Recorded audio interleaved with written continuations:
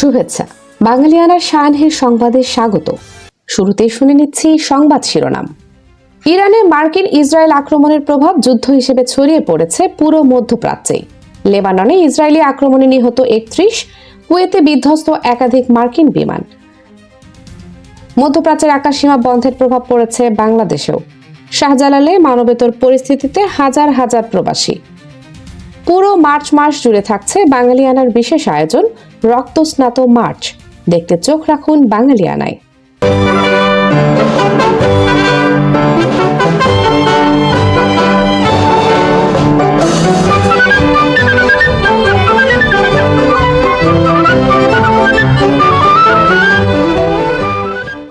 বাংলার ইতিহাসের সবচেয়ে রক্তাপ্লুত সময় মার্চ 1971। একই সঙ্গে এই মার্চই ইতিহাসের স্বর্ণোজ্জ্বল সময়। একদিকে মুক্তির আকাঙ্ক্ষায় বাংলার মানুষের গগন বিদারী উন্মাতাল স্লোগান, অন্যদিকে পাকিস্তানি হায়নার নৃশংস বর্বর গণহত্যার প্রস্তুতি। স্বাধীনতার নেশায় আসক্ত জাতিকে কি দাবিয়ে রাখা যায়?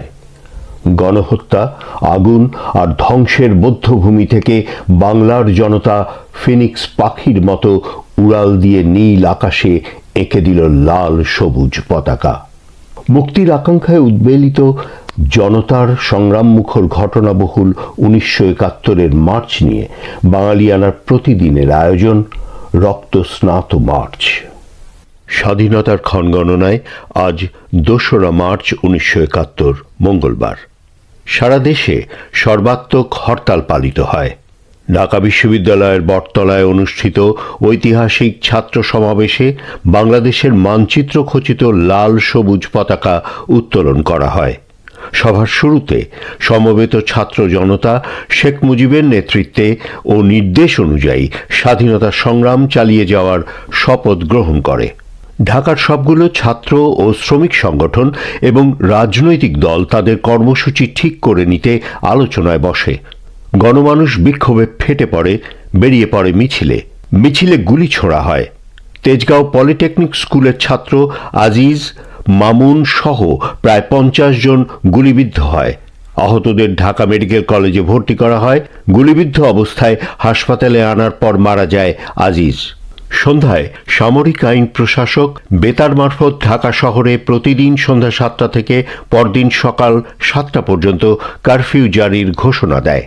কারফিউ জারির ঘোষণার সঙ্গে সঙ্গে বিভিন্ন ছাত্রাবাস ও শ্রমিক এলাকা থেকে ছাত্র জনতা শ্রমিক কারফিউর বিরুদ্ধে প্রবল স্লোগান তুলে মিছিল বের করে। তাদের স্লোগান ছিল সান্ধ্য আইন মানি না, বীর বাঙালি অস্ত্র ধরো, বাংলাদেশ স্বাধীন করো, জয় বাংলা ইত্যাদি। সমস্ত শহরে কারফিউ ভঙ্গ করে ব্যারিকেড রচনা করা হয়। ডিআইটি এভিনিউর মোড় মর্নিং নিউজ পত্রিকা অফিসের সামনে রাত 9:30টায় সামরিক বাহিনী জনতার উপর গুলি বর্ষণ করে। জনতা কারফিউ ভঙ্গ করে গভর্নর হাউসের দিকে এগিয়ে গেলে সেখানেও গুলি চালানো হয়। শহরের বিভিন্ন অঞ্চলে কারফিউ ভঙ্গকারীদের উপর বেপরোয়া গুলি বর্ষণ করা হয়। এবার অন্যান্য সংবাদের সঙ্গে বিস্তারিত। ইরানে ইসরায়েলি মার্কিন আগ্রাসন শুরুর 2 দিন পর ইসরায়েলে হামলা চালিয়েছে লেবাননের সশস্ত্র গোষ্ঠী হিজবুল্লাহ। এই গোষ্ঠী জানিয়েছে ইরানের সর্বোচ্চ নেতা আয়াতুল্লাহ আলী খামেনিকে হত্যার প্রতিশোধ হিসেবে এই হামলা করেছে তারা। এদিকে এর আগে ইসরায়েলি সেনাবাহিনী এক বিবৃতিতে জানিয়েছিল হিজবুল্লাহর প্রজেক্টাইল হামলার জবাবে লেবাননকে লক্ষ্যবস্তু করে হামলা চালাচ্ছে তারা। ইসরায়েলি সেনাবাহিনী জানিয়েছে হিজবুল্লাহর নিক্ষেপ করা প্রজেক্টাইল ইসরায়েলি ভূখণ্ডের উন্মুক্ত স্থানে পড়েছে। আসন্ন হামলার সতর্ক বার্তা জানিয়ে লেবাননের 50টিরও বেশি শহর ও গ্রামের বাসিন্দাদের এলাকা ছাড়ার নির্দেশ দিয়েছে ইসরায়েল। চিহ্নিত এলাকাগুলোর বাসিন্দাদের অন্তত 1000 মিটার দূরে খোলা জায়গায় সরে যেতে বলা হয়েছে। জানা গেছে বৈরুত ও দক্ষিণ লেবাননে ইসরায়েলের হামলায় 31 জন নিহত হয়েছে, আরো 149 জন আহত হয়েছেন। এদিকে কাতারের রাজধানী দোহায় বিস্ফোরণের শব্দ শোনা গেছে। বার্তা সংস্থা রয়টার্স এবং এজেন্সি ফ্রান্স প্রেস একজন প্রত্যক্ষদর্শীর বরাত দিয়ে এই সংবাদ প্রকাশ করেছে। দোহা ছাড়াও বাহরাইন এবং দুবাইতেও বিস্ফোরণের শব্দ শোনা গেছে বলে খবর প্রকাশ করেছে এএফপি। কুয়েতের মার্কিন দূতাবাস ও এর আশেপাশের এলাকায় আগুনের ধোঁয়া উঠতে দেখা গেছে। সংবাদ সংস্থা রয়টার্স এবং এএফপি এ খবর প্রকাশ করেছে। রয়টার্স জানিয়েছে সেখানে ফায়ার ফাইটার্স এবং অ্যাম্বুলেন্সও রয়েছে। এরই মধ্যে ধোঁয়া দেখা যাওয়ার পর দূতাবাসে কাউকে না যেতে সতর্কবার্তা দিয়েছে যুক্তরাষ্ট্র। একই সাথে বাসায় শেল্টার নিতে অনুরোধ করেছে।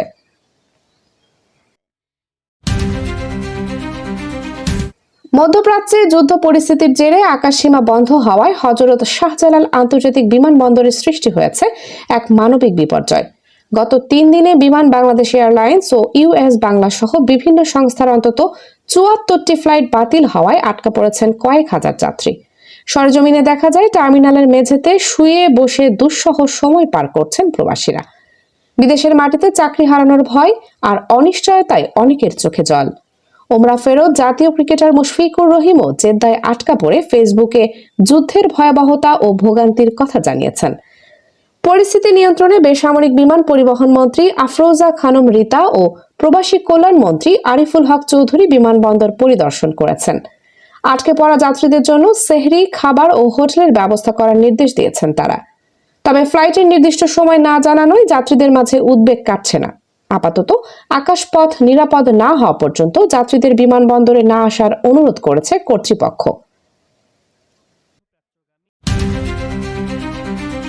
Over the past 36 hours, যুক্তরাষ্ট্রের প্রেসিডেন্ট ডোনাল্ড ট্রাম্প বলেছেন যুদ্ধ অভিযান পূর্ণ শক্তিতে অব্যাহত থাকবে এবং সকল লক্ষ্য অর্জন না হওয়া পর্যন্ত অভিযান অব্যাহত থাকবে। মার্কিন প্রেসিডেন্ট আরো বলেছেন দুঃখজনকভাবে আরো বেশি মার্কিন সেনা হতাহতের সম্ভাবনা রয়েছে। তবে সেই সাথে তিনি এও উল্লেখ করেন যে এটাই একমাত্র পথ। যুক্তরাষ্ট্র তাদের মৃত্যুর প্রতিশোধ নেবে এবং সভ্যতার বিরুদ্ধে যুদ্ধ শুরু করা সন্ত্রাসীদের উপর সবচেয়ে শাস্তিমূলক আঘাত করবে। তিনি আরো বলেন, আমি আবারও রেভলিউশনারি গার্ডস ইরানি মিলিটারি পুলিশকে তাদের অস্ত্র সমর্পণ করতে এবং সম্পূর্ণ দায় মুক্তি পাওয়ার আহ্বান জানাচ্ছি। এদিকে যুক্তরাজ্য, ফ্রান্স ও জার্মানি মধ্যপ্রাচ্যে নিজেদের স্বার্থ রক্ষায় পদক্ষেপ নিতে প্রস্তুত বলে জানিয়েছে। এই 3টি রাষ্ট্র এক যৌথ বিবৃতিতে প্রতিবেশী দেশগুলোর উপর ইরানের বাছ বিচারহীনভাবে এবং অসামঞ্জস্যপূর্ণ ক্ষেপণাস্ত্র হামলার তীব্র নিন্দা জানিয়েছে।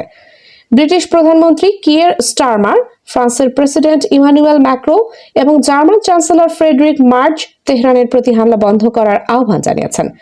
যুক্তরাজ্যের সামরিক ঘাঁটি থেকে যুক্তরাষ্ট্রকে প্রতিরক্ষামূলক পদক্ষেপ নেওয়ার অনুমতি দেওয়া হবে বলে জানিয়েছেন দেশটির প্রধানমন্ত্রী কিয়ের স্টারমার।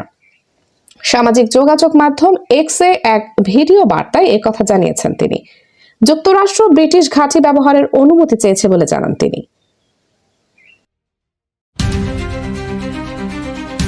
তারা লড়াই করেছিলেন মায়ের ভাষার জন্য। সেই ভাষা সংগ্রামীদের একজন হাবিবুর রহমান শেলী। ভাষা সংগ্রামীদের নিয়ে বাঙালিয়ানার বিশেষ সিরিজ প্রতিবেদনে আজ দেখবেন হাবিবুর রহমান শেলীকে নিয়ে বিশেষ প্রতিবেদন। দেখতে ক্লিক করুন আই বাটনে। বাংলাদেশ সহ কয়েকটি দেশের নাগরিকদের জন্য অভিবাসী ভিসা দেওয়া স্থগিত করেছে যুক্তরাষ্ট্রের পররাষ্ট্র দপ্তর। চলতি বছরের 21 জানুয়ারি থেকে এই সিদ্ধান্ত কার্যকর হয়েছে। 2 মার্চ সকালে ঢাকাস্থ মার্কিন দূতাবাস এক ফেসবুক পোস্টে তথ্য জানায়। পোস্টে বলা হয়, যেসব দেশের অভিবাসীরা যুক্তরাষ্ট্রে গিয়ে তুলনামূলক বেশি হারে সরকারি সহায়তা নেন তাদের ক্ষেত্রেই এই সিদ্ধান্ত প্রযোজ্য। তবে এই স্থগিতাদেশ ভিজিটর ভিসার ক্ষেত্রে প্রযোজ্য নয়, অর্থাৎ স্বল্প মেয়াদী সফর বা ভ্রমণের জন্য ভিসা আগের মতোই পাওয়া যাবে। ইরানের সর্বোচ্চ নেতা আয়াতুল্লাহ আলী খামেনি নিহতের প্রতিবাদে পাকিস্তানে ছড়িয়ে পড়া বিক্ষোভে পুলিশের সাথে সংঘর্ষে অন্তত 20 জন নিহত হয়েছেন। রোববার করাচি এবং গিলগিট সহ বিভিন্ন শহরে এই প্রাণহানির ঘটনা ঘটে। করাচিতে মার্কিন কনসুলেটে প্রবেশের চেষ্টাকালে পুলিশের গুলিতে 13 জন এবং গিলগিটে সংঘর্ষে 7 জন নিহত হন। আহত হয়েছেন শতাধিক মানুষ। ইসলামাবাদে মার্কিন দূতাবাসের সামনে বিক্ষোভকারীদের দমনে কাঁদুনি গ্যাস ছোড়া হয় এবং স্কারদুতে জাতিসংঘের কার্যালয়ে অগ্নিসংযোগের ঘটনা ঘটেছে। পরিস্থিতি বিবেচনায় যুক্তরাষ্ট্র ও যুক্তরাজ্য তাদের নাগরিকদের সতর্ক থাকার পরামর্শ দিয়েছে। প্রধানমন্ত্রী শাহবাজ শরীফ এই হত্যাকাণ্ডকে আন্তর্জাতিক আইনের লঙ্ঘন হিসেবে অভিহিত করে ইরানের পাশে থাকার ঘোষণা দিয়েছেন।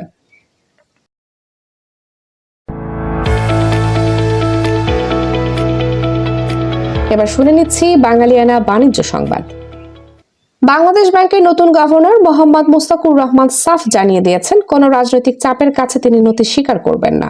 পহেলা মার্চ অ্যাসোসিয়েশন অব ব্যাংকার্স বাংলাদেশের নেতাদের সঙ্গে এক সভায় তিনি ব্যাংকগুলোর এমডিদের পরামর্শ দেন যে ঋণ প্রদান বা সুশাসনে কোনো রাজনৈতিক হস্তক্ষেপ হলে তা যেন সরাসরি তাকে জানানো হয়। সভায় গভর্নর ব্যাংকিং খাতের সংস্কার কার্যক্রম নিরবিচ্ছিন্ন রাখার ঘোষণা দেন এবং 1 কোটি নতুন কর্মসংস্থান সৃষ্টিতে উৎপাদন বান্ধব পরিবেশ তৈরির উপর জোর দেন। এছাড়া খেলাপি ঋণের কারণে বন্ধ হয়ে যাওয়া কারখানাগুলো পুনরায় চালুর উদ্যোগ এবং ব্যাংক শাখা খোলার প্রক্রিয়া সহজ করার বিষয়েও আলোচনা হয়।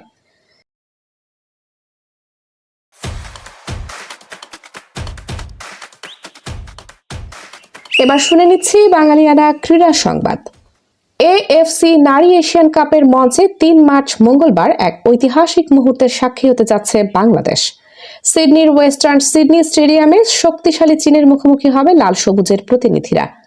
এই ম্যাচ সামনে রেখে সিডনিতে অনুষ্ঠিত সংবাদ সম্মেলনে নিজেদের পরিকল্পনা ও প্রত্যাশার কথা জানিয়েছেন বাংলাদেশ নারী ফুটবল দলের কোচ পিটার বাটলার ও অধিনায়ক আফইদা খন্দকার। সংবাদ সম্মেলনে কোচ পিটার বাটলারকে অনেকটা নির্ভারই লেগেছে। বাংলাদেশ নারী ফুটবলের জন্য এই ম্যাচ যে কতটা গুরুত্বপূর্ণ তা ফুটে উঠেছে বাটলারের কণ্ঠে। ম্যাচটিকে বিশেষ মর্যাদা দিয়ে এই ইংলিশ কোচ বলেন, এটি সম্ভবত বাংলাদেশের নারী ফুটবলের ইতিহাসের সবচেয়ে বড় বা ঐতিহাসিক ম্যাচ হতে যাচ্ছে। তবে প্রতিপক্ষ হিসেবে চীন কতটা শক্তিশালী তা বাটলারের অজানা নয়। এই অসম লড়াইকে তিনি ডেভিড বনাম গলিয়াথ এর যুদ্ধের সঙ্গে তুলনা করেছেন। ফুটবল অনিশ্চয়তার খেলা হলেও আকাশ কুসুম কল্পনায় না ভুগে বাস্তবসম্মত থাকার উপর জোর দিয়েছেন আফইদের কোচ। বাঙালিয়ানা সায়নের সংবাদ শেষ হলো। ধন্যবাদ।